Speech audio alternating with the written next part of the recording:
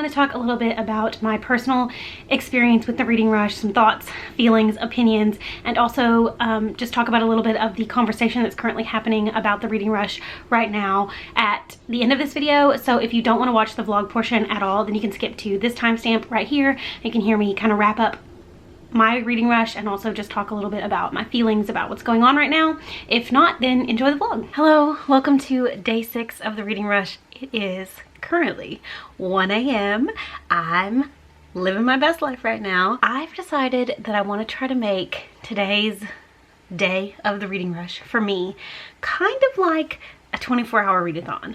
I want to try to see how much I can read in the next 24 hours. My plan for today is that I'd like to read the entirety of The Vanishing Half by Britt Bennett. I think this is the book that, I don't think it's going to be the most challenging, but it's the book that I think I'm going to get the most out of, maybe.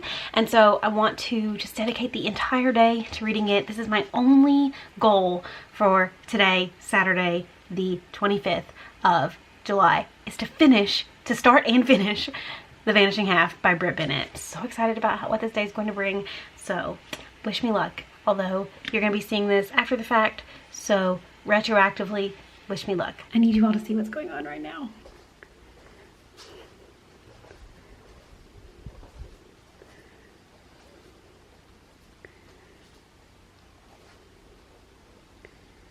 I don't know if I'm gonna be able to get in the bed. They all look so comfy.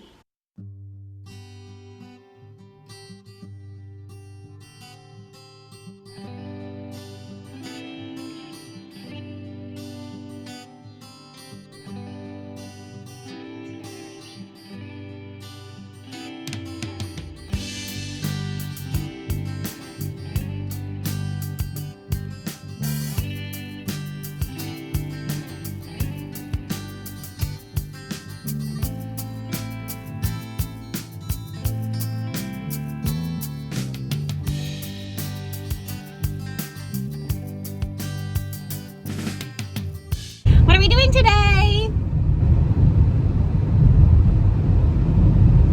I'm asking you a question. What?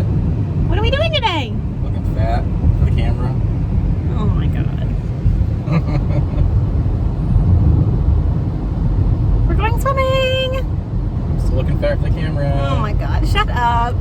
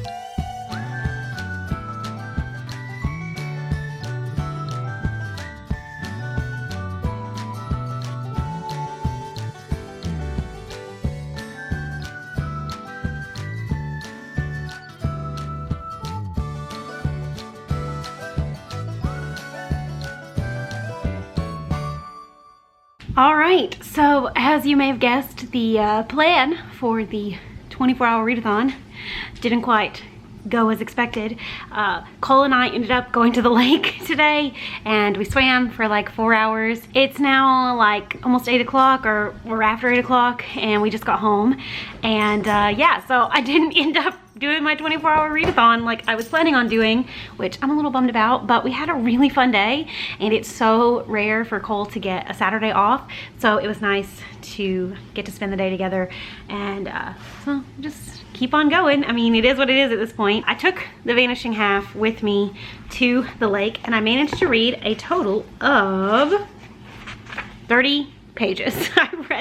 I read the first chapter, so not too far into this one just yet, but the night is not over. I'm still gonna read a little bit tonight, and we're just about to make dinner, and I'm gonna read some while we're doing that, and then I'm probably gonna go to bed fairly early tonight just because I am so tired, because we did, like, you know, actual physical activity today. Swimming takes a lot out of you, in case you didn't know. It was a really fun day, so I can't be like too mad about it. I've done well so far this readathon. I finished 5 books. I think at this point I've hit all the challenges except for to read the first book that you touch, which is what I'm using The Vanishing Half for. I should have known when he told me last night that he got to his schedule changed and he was gonna be off today, that there was not gonna be very much reading happening, but he has to work tomorrow, so I will have all day tomorrow to read, which will be great. So I'm gonna go read a little bit of this, and we'll see where we are at the end of the night.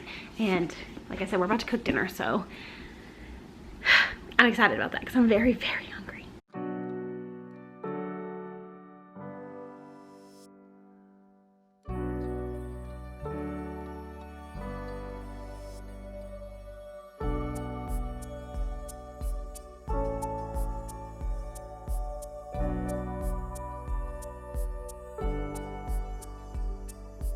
Good morning, happy Sunday. It is morning, obviously. I just got up and I made myself a little iced coffee. I was gonna go to Starbucks, and then I was like, no, I'll just save the money and make it here at home because I have all the stuff for it. So that's what I did. I decided that I'm going to combine Saturday and Sunday's vlogs just because I did not feel up to editing last night. We ate dinner pretty late, and then by the time I thought about it, it was already almost midnight, and I really just wanted to go get in bed.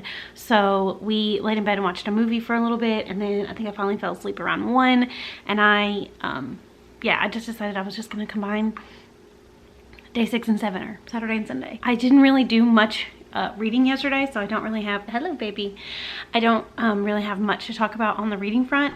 I didn't really read much more last night after I did that little update, just because we had to cook dinner and everything, and so I'm still on page 33 or whatever of The Vanishing Half. I'm planning on reading some today. Obviously I'd really like to finish this book today. I don't know if that's gonna be possible because I have some like housework stuff, like some adult things that I need to do today. I always use Sundays to get a lot of my housework done to get ready for the week, so I have a bunch of stuff I need to get done today, and then on top of that I have some other little things that I really need to do just in general.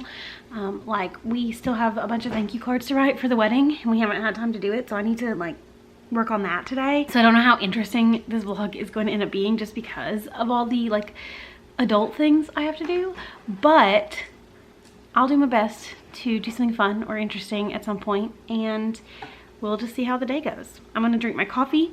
I'm gonna maybe play a little bit of Breath of the Wild this morning, and then we'll get started on the day. All right, so it's about 9 o'clock on Sunday. The reading rush is basically over, and I just need to do kind of a wrap up. I didn't really do much today. I didn't do any of the things that I said I was going to do earlier in the video, but I did finish a book, so that was good. I read the entirety of The Wallflower Wager by Tessa Dare. I listened to the audiobook while I just laid around, played video games, just hung out at home, and it was great. I really, really enjoyed it. I'm so excited to have found a new favorite series, and to have found a new genre that I want to explore more from, and to have found a new author that I want to read more from. But that's not really important right now. I think that there is a really important conversation happening about the reading rush right now, and I just want to weigh in a little bit, just give some thoughts and feelings about how the reading rush went this year, my own personal experience, and just some of the issues that are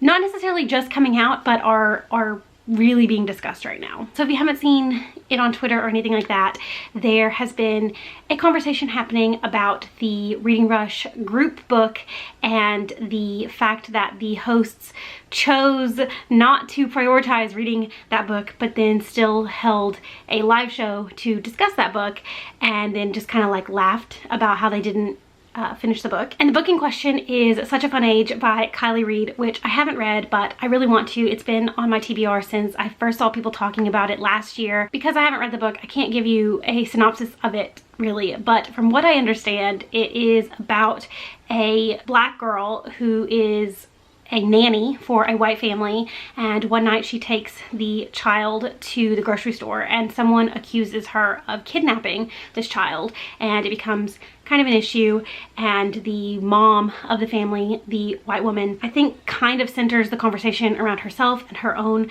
allyship. And I think the central theme of the book is about how performative allyship is very harmful to the black community, to the Black Lives Matter movement. So it's very ironic that this happened, that two non-black hosts of this readathon chose to have a book by an author of color as the group book, and then didn't read it, but then still created a live show and then just laughed about it. It means like performative allyship at its finest, honestly. And I think it's just really disheartening that that happened. It kind of sucks. I mean, it really sucks. It was very insensitive. Personally, I'm just really disappointed in how the situation was handled. If they weren't going to make an effort to read their group book, the book that they chose, then why even have one in the first place? Much less have it be a book by a person of color about this topic in this current climate that we're in, this political climate. I'm gonna link some of the tweets and threads and things that I saw on Twitter down below, because other people are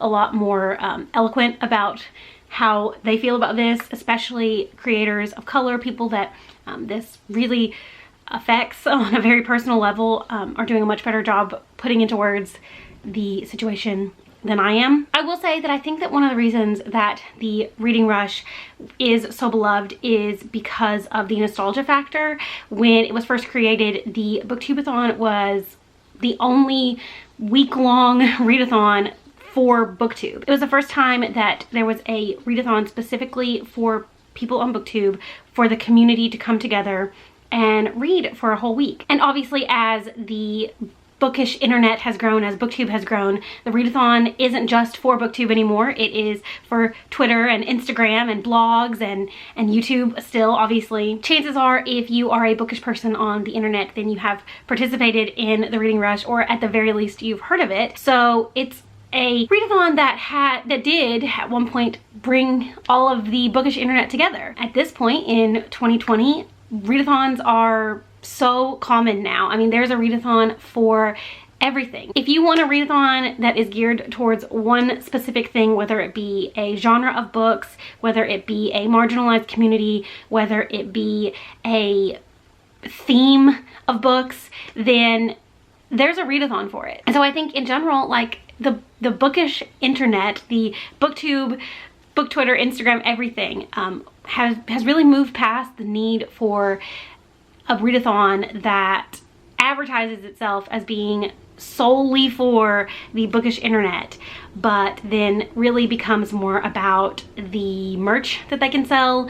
It becomes more about the sponsors and the website. I'm not saying that there isn't a lot of hard work that goes into creating the Reading Rush. This year, it definitely felt like it was more about the money that they could make from the readathon as opposed to the actual like reading as a community. I haven't really been paying attention to the Reading Rush Twitter at all. I didn't really participate in Twitter sprints or anything like that, so I wasn't really like very consciously aware of it. But I went to the Reading Rush Twitter tonight to see if they had posted a response to some of the concerns that people had been voicing their opinions on, and a lot of the tweets from this past week were really just tweets about their website, their merch, the book depository, book collection, you know, the books that you can get 10% off on or whatever. And there wasn't a lot of like engagement with the actual community. I know they have a separate Twitter for the reading sprints, and I know that there was a lot of engagement there, but I'm not talking about that, because obviously in a reading sprint situation, there is going to be some like back and forth between whoever's hosting the sprint and the people participating. The Twitter itself really just became more of an advertisement than it did a place where you could interact with the creators, the hosts, whatever, of the readathon. The thing that we all used to love about Booktubeathon, about the Reading Rush, is interacting with people and kind of feeling like you are part of something really big. And it didn't really feel like that this year. It felt like it was just more about the money that could be made from it rather than the actual community engagement. I decided to participate in the Reading Rush really last minute because I haven't been reading very much over the past few months. I've been in a little bit of a slump in terms of reading and in terms of YouTube. So my purpose for participating in the Reading Rush was really solely to try to get back into a regular reading routine, to get myself back into making videos, like wanting to read and wanting to make videos again. And that happened for me. I finished 6 books this week, which is more than I've read in a really long time. I posted a video almost every single day, which I'm really proud of. And I also found a new favorite series, a genre that I want to read more from, an author I want to read more from. I had a really, really good reading week, and it's not because it was the Reading Rush, it was because I decided to participate in something that I knew would spur my reading. But some other things that the Reading Rush did for me this week was made me painfully aware that I am not doing enough to actively seek out and read books by marginalized people, specifically authors of color, specifically Black authors. The 2 books on my TBR that were by authors of color, I did not make a concerted effort to prioritize. I started this yesterday and didn't like actually try to finish it at all, and I didn't start this one at all. So it doesn't feel great for me to realize that every single book I read this week was by a white author. Most of them were about straight people, and I'm sad for myself that I didn't make a better effort to actually branch out in my reading. And I felt a lot recently that I'm trying to do better about picking up books by authors of color and marginalized voices, but the evidence this week does not support the fact that I'm actually trying to do better. So I'm disappointed in myself for not having prioritized those books. And definitely going forward, I intend to be much more mindful about the books I'm picking up and actually picking up books that are representative of people that aren't like me. I can say that it's just making me like more aware of my own shortcomings, but it's not great that it took me just seeing people's outrage on Twitter about the group book for the readathon for me to actually sit down and examine my own reading and realize that I can be upset at the hosts of the readathon all day long for their performative allyship, but what about my own performative allyship?